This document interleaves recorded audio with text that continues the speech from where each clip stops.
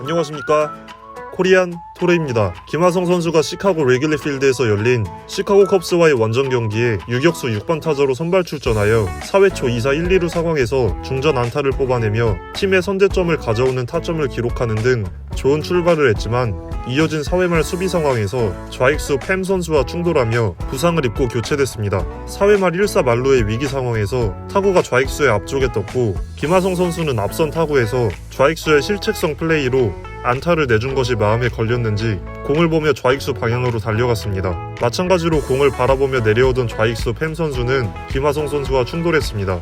두 선수는 뜬공을 처리하지 못한 채 충돌하고 그라운드에 쓰러졌습니다. 한편 주자들은 타구가 뜬공 아웃이 된 것으로 착각하여 진루를 하지 않았고 그 사이 김하성 선수는 곧바로 일어나 공을 3루로 던진 뒤 다시 그라운드에 쓰러졌습니다. 김하성 선수의 공을 받은 마차도 선수가 병살을 완성시키며 결과적으로는 3루 주자의 홈득점이 인정되지 않은 채 병살 처리를 하며 1사 만루에서 점수를 주지 않은 채 이닝을 끝낼 수 있었습니다.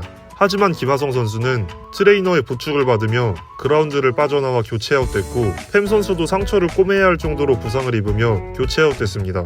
한편 팸 선수는 덕아웃으로 들어가며 그 타구는 내가 잡아야 할 공이었다며 분노했고 이 상황에서 디컷은 3루 주루 코치와 말싸움이 붙었지만 주변 동료들의 제지로 큰 싸움으로 번지진 않았습니다.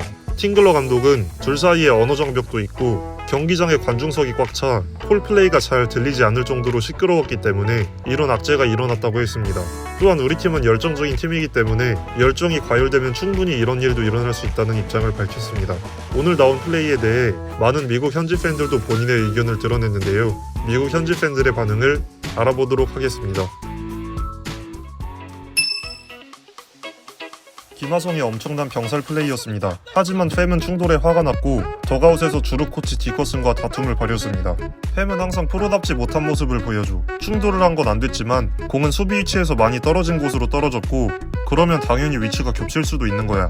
난 팸이 좋아본 적이 없어. 이건 팸이 화날만 했어. 팸이 콜플레이를 했고 당연히 좌익수가 잡아야 할 공이었어. 이건 불필요한 충돌이었어. 이건 명확한 좌익수 위치였어. 왜 팸이 화가 났는지 알겠어. 김하성이 콜플레이를 무시하고 좌익수 위치로 침범했어. 이 타구 바로 전에 팸이 뜬공을 보고 어슬렁 내려오다가 뜬공을 바로 앞에서 놓쳤어. 아마 김하성은 그런 플레이를 방지하기 위해 그런 것 같아. 좌익수가 잡아야 할 공이었다는 건 동의하지만 김하성은 차라리 내가 가서 아웃을 처리하자라는 생각이었을 거야. 경기를 하다 보면 이런 일이 일어나 관중들이 시끄러워서 콜을 못 들을 수도 있고 언어 문제로 소통이 안 됐을 수도 있어. 그렇다고 팀 동료에게 저런 식으로 화를 내서는 안 돼. 언어 문제가 있었을 수도 있지만 이 타구는 그냥 외야수에게는 잡기 쉽고 유격수에게는 잡기 어려운 일반적인 뜬공이었어. 팸은 볼 때마다 항상 화가 나 있는 것 같아. 김하성은 쓰러졌지만 곧바로 일어나서 공을 던지며 팀의 이 실점을 막았어. 근데 팸은 그냥 그라운드에 누워있었으면서 왜 남자다운 척하고 센 척하는 거야. 팸은 원래 인성이 저래. 세인트루이스가 팸을 잡지 않은 이유가 있어. 팸이 맞지만 경기 중에 팀 동료에게 그렇게 화를 내면 안 돼. 이기적인 행동이야. 팸은 형편없는 외야수야. 얼마 전엔 중견수가 콜을 냈는데 팸이 공을 보고 계속 달려갔어. 그래놓고선 중견수에게 화를 냈어. 중견수가 좌익수에게 콜을 내고 좌익수가 유격수에게 콜을 내는데 팸은 양쪽으로 다 문제가 있어. 난 세인트루이스 팬인데 팸은 항상 화가 많은 편이야. 팸이 너희 팀이라면 항상 직면할 문제야. 다루기 힘든 팀원이야.